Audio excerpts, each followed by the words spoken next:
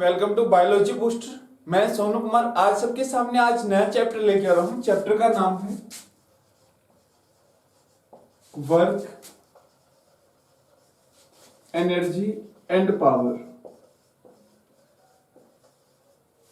Work, energy and power Hindi में बोला जाता है कार्य, ऊर्जा व शक्ति। डियर स्टूडेंट्स, इस चैप्टर से कुछ क्वेश्चंस बनते हैं और कुछ न्यूमेरिकल्स बनते हैं। हम क्वेश्चंस और न्यूमेरिकल दोनों हम करेंगे। उसके साथ साथ आपको एक चीज का ध्यान रखना है, इस चैप्टर की नोट्स बनाते चलना है, क्योंकि बहुत सारी बातें ऐसी होंगी जो आपको बोल के बताई जा रही है, लिख के नहीं बताई जा रही। तो मैं कोशिश करूंगा इस चैप्टर का बेसिक से लेकर एडवांस लेवल तक हर कंसेप्ट आपको करवा जाए। अब शुरुआत करते हैं हम वर्क से, कार्य से। हम मान के चलते हैं कि ये सरफेस है, सरफेस पे ऑब्जेक्ट ए है, कोई वस्तु ए है। इस वस्तु के ऊपर हमने फोर्स लगाया है, इस वस्तु के ऊपर हमने फोर्स लगाया है, बल लगाया है। तो यहां से आप देखोगे कि ये वस्तु इस पोजीशन से जाके इस पोजीशन पे पहुंच गया है। ये इसकी इनिशियल पोजीशन, आरंभिक स्थिति, और ये इसकी फाइनल पोजीशन, अंतिम स्थिति। अब इन दोनों के बीच का जो डिफरेंस है उसे मैं x से डिनोट कर रहा हूं, और x यहां पे क्या शो कर रहा है? विस्थापन। x यहां पे क्या शो कर रहा है? विस्थापन, यानी कि डिस्प्लेसमेंट शो कर रहा है। तो यहां से हमें क्या दिखाई दिया कि जब ऑब्जेक्ट पे फोर्स लगा रहे हैं तो कोई ना कोई डिस्प्लेसमेंट शो करता है। तो ये क्या होगा? Work is defined as the product of force, यानी कि बल, इनटू डिस्प्लेसमेंट। बल और विस्थापन का जो गुणनफल है वो हमें क्या देगा? कार्य देगा। फोर्स इनटू डिस्प्लेसमेंट, ये हमें वर्क डन देगा। अब इसे आगे देखें, लिख कैसे सकते हैं हम? F dot X. Dear students, F dot X displacement एक वेक्टर क्वांटिटी है, विस्थापन एक सदिश राशि है, फोर्स एक वेक्टर क्वांटिटी है, सदिश राशि है। और यहां पे देखिए एक चीज, एक सदिश राशि का मल्टीप्लाई करते हैं क्रॉस प्रोडक्ट से, बराबर आता है अपने पास a b sine of theta n cap. और ये जो रिजल्ट आया है ये भी एक सदिश राशि होगी, वेक्टर क्वांटिटी होगी। ये भी एक सदिश राशि होगी, वेक्टर क्वांटिटी होगी, सदिश राशि। और दूसरा आता अपने पास कि a vector dot b vector is equal to a B cos of theta. और ये जो आया है अपने पास डॉट प्रोडक्ट से, वो हमेशा क्या रहेगी? स्केलर क्वांटिटी रहेगी,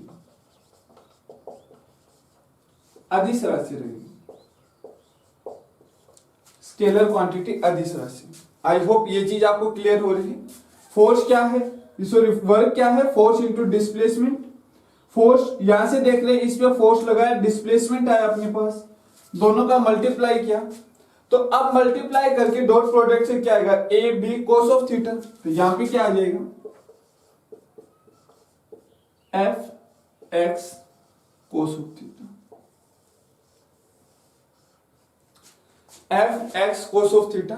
डॉट प्रोडक्ट से लास्ट में कॉस थीटा आ रहा है, यानी डॉट प्रोडक्ट का रिजल्ट हमेशा कैसी क्वांटिटी रहता है? Scalar quantity. तो यहां से हम एक चीज और जान चुके हैं कि वर्क क्या है? स्केलर क्वांटिटी है। वर्क एक अदिश राशि है, स्केलर क्वांटिटी है। दूसरा हम यहां से क्या जान चुके हैं वर्क के बारे में? वर्क एक स्केलर क्वांटिटी, अदिश राशि। इससे अलावा इसका यूनिट, तो यूनिट की जब मैं बात करता हूं तो मेरे पास आता है सबसे पहले एसआई यूनिट। एसआई यूनिट यहां से निकालोगे तो इसका क्या रहेगा अपने पास? फोर्स का न्यूटन, डिस्टेंस या डिस्प्लेसमेंट का मीटर। तो एक तो आ रहा है अपने पास न्यूटन मीटर, एन एम। और इसे ही हम क्या नाम दे सकते हैं, इसे ही हम जूल का नाम दे सकते हैं। इसके अलावा ऐसा यूनिट के अलावा दूसरा यूनिट आता है मेरे पास सीजीएस यूनिट। क्या हो जाएगा, न्यूटन की जगह फोर्स का यूनिट क्या रहता है, सीजीएस यूनिट डाइन, मीटर की जगह क्या रहता है, सेंटीमीटर, या जूल की जगह हम क्या लिखते हैं, और अर्क। ये अपने पास यूनिट आ रहे हैं, डाइन, सेंटीमीटर और अर्क। अब इनके बीच आपस में क्या रिलेशन है वो देख लीजिए। एक जूल कार्य होगा कब, जब एक न्यूटन फोर्स के कारण 1 मीटर डिस्प्लेसमेंट होगा, 1 न्यूटन फोर्स के कारण 1 मीटर डिस्प्लेसमेंट विस्थापन होगा। और एक अर्ग कार्य होगा कब, जब एक डाइन फोर्स के कारण ऑब्जेक्ट का विस्थापन 1 सेंटीमीटर होगा, तो एक अर्ग कार्य होगा। और इसके अलावा हम जानते हैं कि 1 जूल बराबर होगा 10 की पावर 7 अर्ग। ये इनका आपस में रिलेशन है। तो यहां से हमने क्या जाना है कि कार्य क्या होता है, बल, विस्थापन, कैसे विस्थापन आया है ये मैंने दिखाया। क्रॉस प्रोडक्ट और डॉट प्रोडक्ट से कैसी क्वांटिटी आती है, सदिश और अदिश। उसके बाद देखा है कि वर्क कैसी यूनिट है, वर्क एक अदिश राशि है, स्केलर क्वांटिटी है। वर्क का यूनिट क्या रहता है, तो ऐसे मात्र किसका रहता है, न्यूटन मीटर या जूल। सीजीएस यूनिट रहता है डाइन, सेंटीमीटर या अर्ग। 1 जूल कार्य कब होगा, जब 1 न्यूटन फोर्स से 1 मीटर डिस्प्लेसमेंट हो। और 1 अर्ग कार्य कब होगा, जब 1 डाइन से 1 सेंटीमीटर डिस्प्लेसमेंट हो। उसके बाद हमने देखा कि 1 जूल बराबर होता है 10 की पावर 7 अर्ग। तो यहां तक का एक बेसिक स्ट्रक्चर हमने देखा। अब हम डिटेल डिस्कशन स्टार्ट करते हैं वर्क के ऊपर।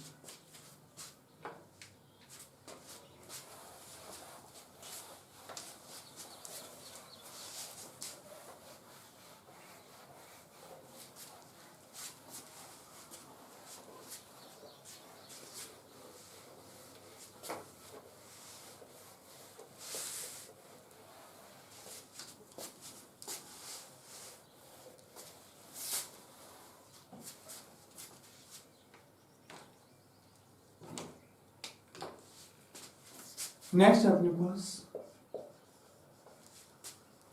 Types of work done.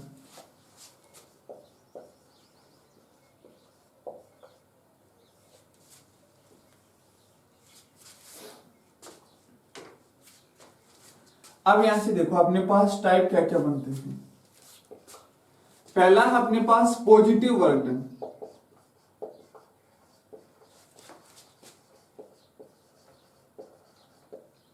Positive work done. दूसरा अपने पास negative work done. Negative work done. और तीसरा है अपने पास zero work done.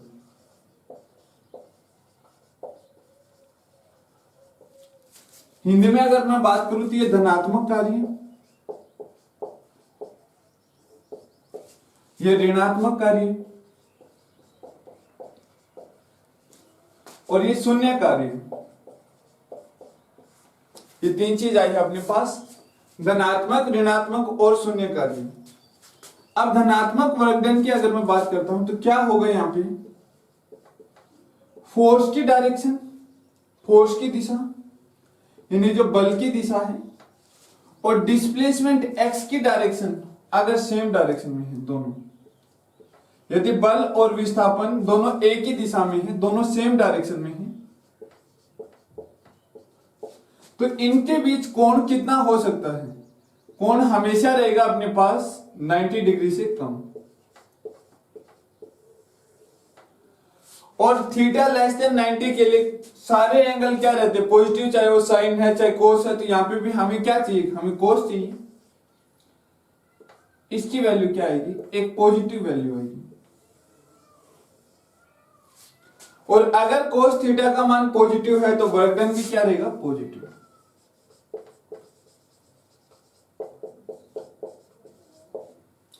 Work done क्या रहेगा, पॉजिटिव।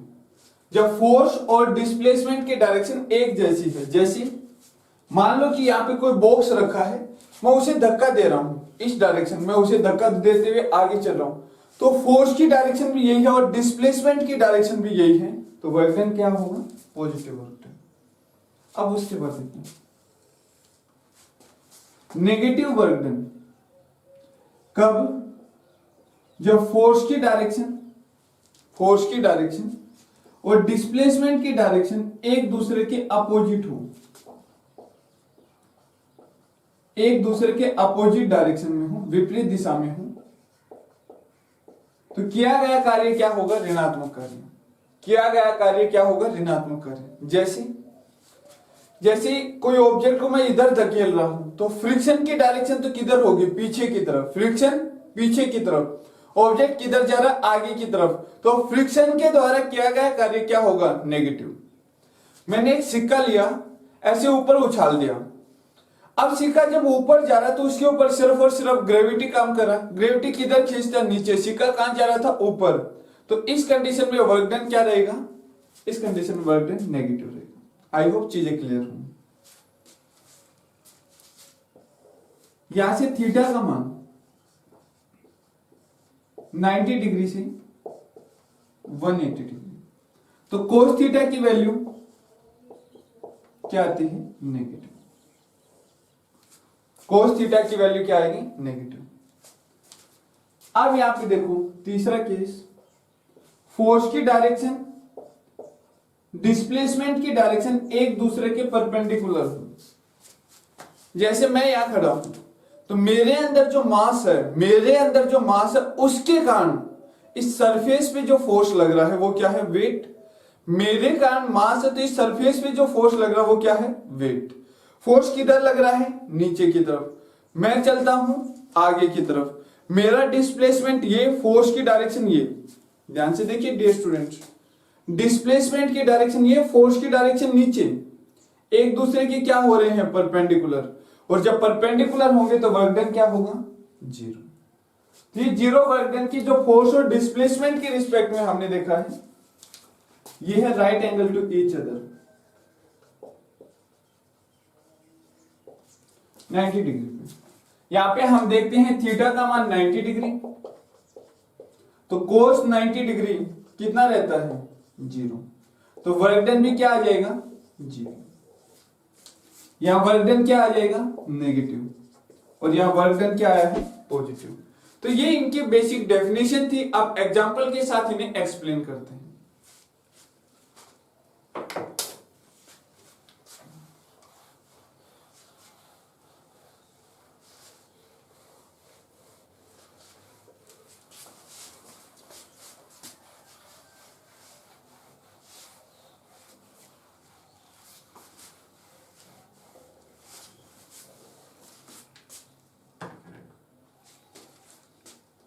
सबसे पहले आता है अपने पास पॉजिटिव वर्क डन।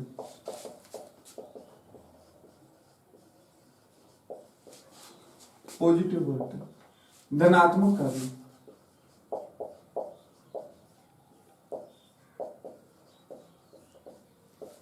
इसके बारे में सुनिए डियर स्टूडेंट्स। देखो एक ग्राफ हम बनाते हैं, इधर मैं ले लेता हूं कोई क्वांटिटी ए, इधर ए बढ़ रहा है, इधर मैं ले लेता हूं बी, इधर बी की वैल्यू बढ़ रही है, इधर ए तो इधर बी। ग्राफ का कर्व कुछ इस तरीके से आता है। ये बी इनिशियल है, बी की आरंभिक स्थिति है, और यहां मैं मान लेता हूं कि बी फाइनल है, बी की अंतिम स्थिति है। अब इनके बीच विस्थापन क्या हुआ है?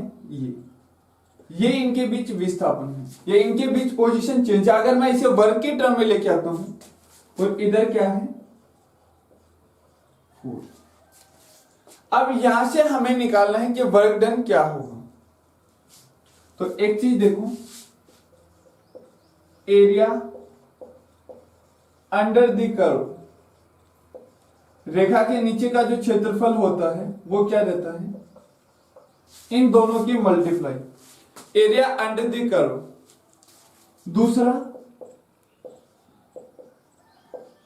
स्लोप ऑफ टेंजेंट, यानी कि इनका जो झुकाव है, टेंजेंट है, ये आपको निकालना है। तो ये क्या रहता है, A divided by B, A divided by B. अगर यहां से मैं देख के दो चीजें निकाल सकता हूं। पहला मैं निकालता हूं area under the curve, force और डिस्प्लेसमेंट की टर्म में, फोर्स और डिस्प्लेसमेंट की टर्म में दो चीजें अपने पास आ सकती हैं। ये फोर्स एफ, पहला मैं निकाल रहा हूं area under the curve, area under curve. तो एरिया अंडर क्या रहेगा, फोर्स इंटू डिस्प्लेसमेंट। तो एरिया अंडर द कर्व हमें क्या मिला है, फोर्स इंटू डिस्प्लेसमेंट, यानी कि वर्क डन मिला हमें क्या मिल गया, कार्य मिल गया, वर्क डन मिल गया। दूसरी कंडीशन यहां से हम देख रहे हैं, वो क्या है अपने पास, इसका अगर स्लोप ऑफ टेंजेंट निकालोगे आप,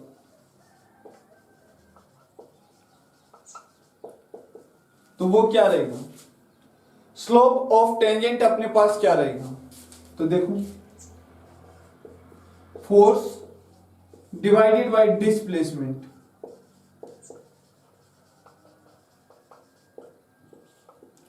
force divided by displacement.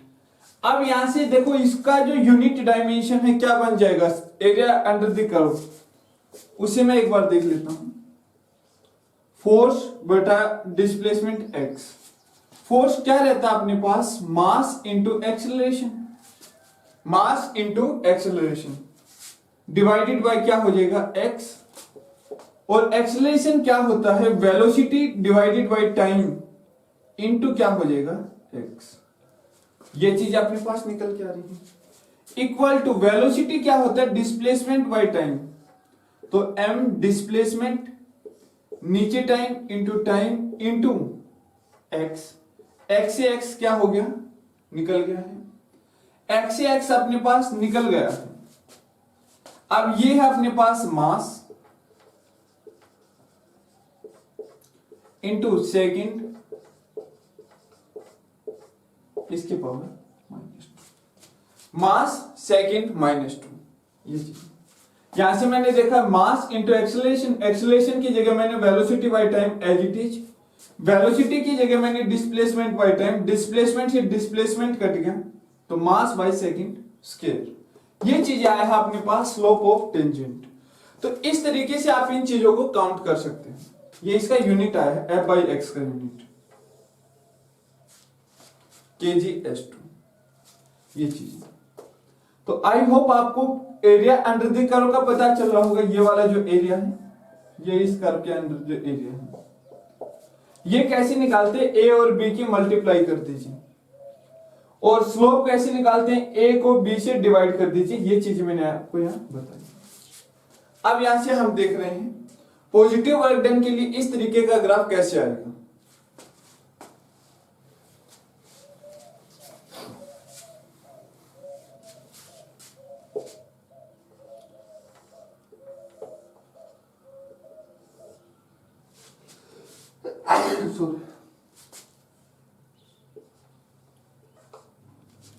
Positive work done के लिए हमें क्या चाहिए, फोर्स भी पॉजिटिव, डिस्प्लेसमेंट भी पॉजिटिव, तभी पॉजिटिव आ सकता है।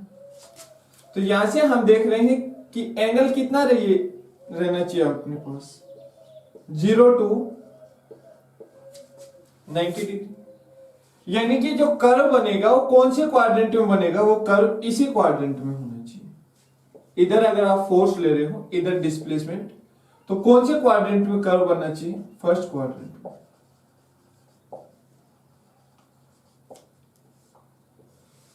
ठीक है। और यहीं से अगर मैं आपको नेगेटिव वर्क डन का बता के चलूं, तो नेगेटिव वर्क डन में फोर्स तो क्या लेंगे हम, पॉजिटिव, डिस्प्लेसमेंट उसके अपोजिट डायरेक्शन में, तो इधर एक्स क्या आ जाएगा, नेगेटिव आ जाएगा। तो इधर अगर अपना स्लोप बन रहा है, तो ये किसको शो कर रहा है, नेगेटिव वर्क डन। और इससे आगे अगर हम देखें,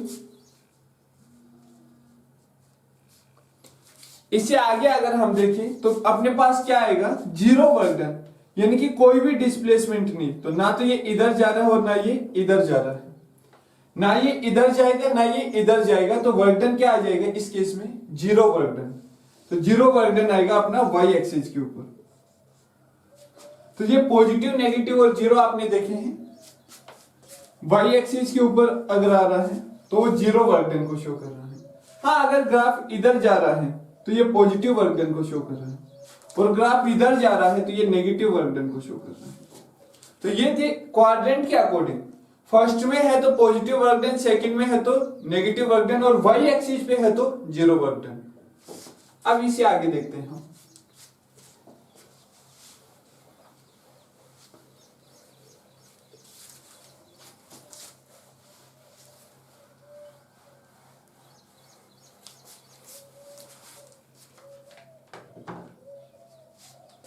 एग्जाम्पल अगर देखें हम, पॉजिटिव वर्क डन में क्या क्या चीजें हमने देखी, theta less than 90 degree, this implies cos theta की value positive, so work done भी क्या आया है पॉजिटिव, वर्क डन भी क्या आया है पॉजिटिव। ये चीज अपने पास थीटा की वैल्यू, वर्क डन, ये सारा चीज अपने पास आ चुका है, वर्क डन पॉजिटिव आ चुका है। इससे आगे हम क्या जान लेते हैं धनात्मक कार्य के बारे में। इससे आगे जैसे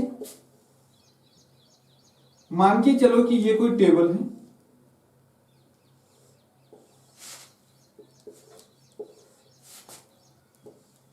इस टेबल के ऊपर ये बुक रखी हुई है, आप इधर हैं, आप क्या करोगे, एक रस्सी ली और इस बुक को अपनी तरफ खींच रहे हो, आप फोर्स किधर लगाओगे, फोर्स इधर लगाओगे, बुक का डिस्प्लेसमेंट भी किधर होगा, इधर ही होगा, वर्क डन पॉजिटिव। मान लो कि बुक